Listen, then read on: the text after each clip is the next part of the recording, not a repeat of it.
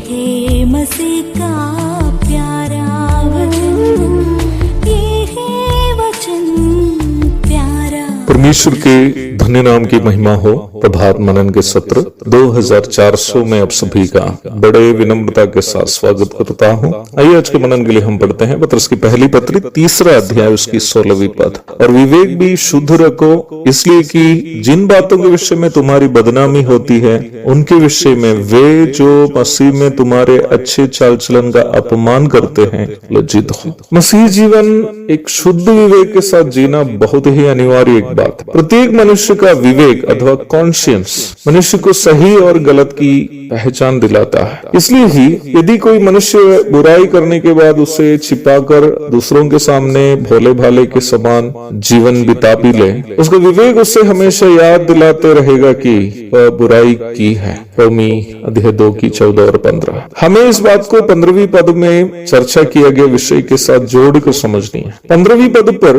कल हम मनन करते समय हम ये देखे थे कि हमारे मसीह विश्वास के कारण लोग हमें जब सताते हैं या बदनाम करते हैं तो हमारी प्रतिक्रिया अथवा उस व्यक्ति से हमारा व्यवहार इस प्रकार हो कि उस व्यक्ति को मसीह में हमारी धन्य आशा की जानकारी मिले। मैंने आपको कल बताया था कि 15वीं पद का अर्थ केवल हमसे सवाल करने वालों के साथ तर्क करना नहीं है, बल्कि हमारे व्यवहार से हमारी आशा की यकीन उन्हें दिलाना है। निम्न विषय को 16वीं पद में पत्रस जारी रख रहा है। जैसे कि हम कल देखे थे, यहाँ तक हमारा पराजय जो देखना चाहते हैं उन्हें भी हराने या उनकी हानि चाहने की मानसिकता रखने का अधिकार प्रभु हमें नहीं दिया है। मसीहियों को जीने हेतु वचन हमें देने वाली शिक्षा बुराई के बदले बुराई नहीं करके भलाई से बुराई को जीतना है। रोमी अध्याय 12 पद 17 और 21। शैतान हमारे खिलाफ लोगों को इसलिए खड़ा करता है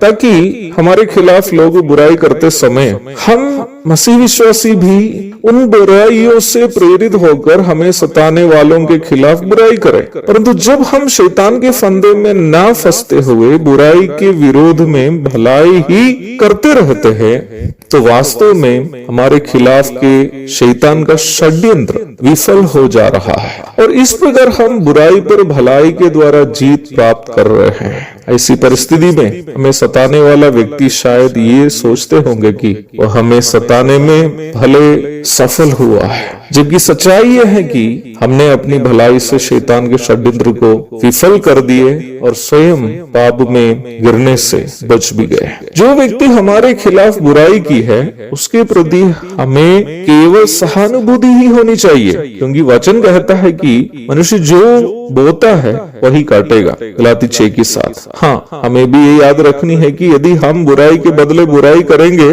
तो जैसे हमारे खिलाफ बुराई किया हुआ व्यक्ति बुराई को बोते हुए बुराई काटेगा, वैसे ही हम भी जो बुराई बोए हैं वही बुराई काटेगा भी।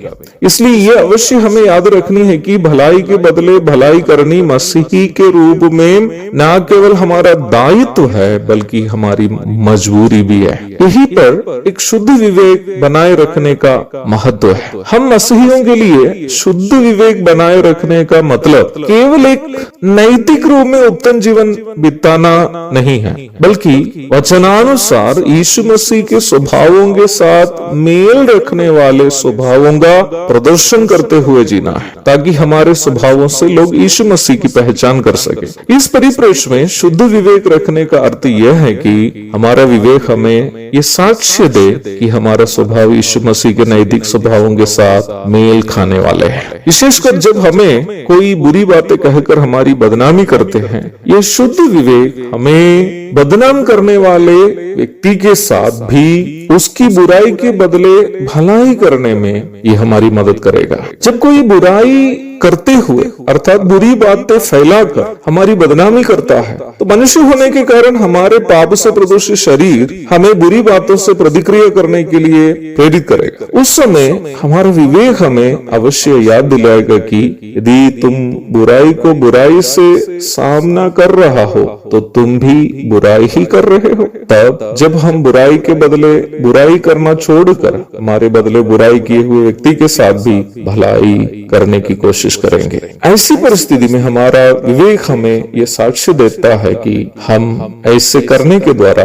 यीशु मसीह के स्वभाव को दर्शा रहे हैं। यदि हम अपने विवेक से ऐसा एक साक्ष्य किसी भी परिस्थिति में सुन पाते हैं, उसे ही यहाँ शुद्ध विवेक करके परिचय कराया गया है। हम एक अच्छा मसीह विश्वासी होने का सबसे स्पष्ट प्रमाण भी हमारा यह शुद्ध विवेक ही है, भले दूसरे लोग हमें समझे या नहीं। एक और शुभ दिन की धन्य कामनाओं के साथ आज का मनन में यहाँ समाप्त करता हूँ। प्रभु आप सबको आशीष दे। आमीन। पापी को मुक्ति का द्वार है, संत को मार्ग का दर्शक है, विश्वास जो करते हैं उसके लिए अनंत जीवन का साधन है।